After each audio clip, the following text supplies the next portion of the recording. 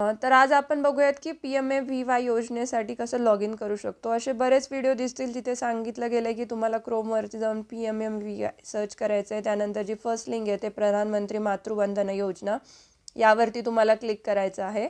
त्यानंतर तुम्ही इथे जे ऑप्शन्स दिसत आहेत जसे की लॉग इन असेल किंवा मग पी-एम-ए-वाय ॲप या थ्रू तुम्ही सिस्टीममध्ये लॉग इन करू शकतात.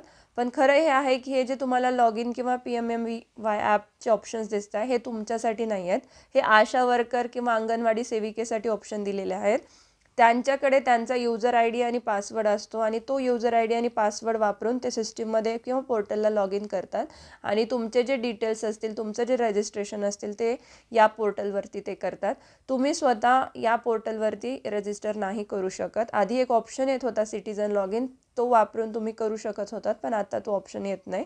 त्यामुळे जर तुम्हाला पी-एम-ए-व्ही-वाय योजनेसाठी रजिस्टर करायचं असेल तर तुम्हाला जवळच्या अंगणवाडी केंद्रामध्ये जावं लागणार किंवा आशा वर्करला भेटावं लागणार. तेवढाच एक ऑप्शन आहे इथे रजिस्टर करण्यासाठी.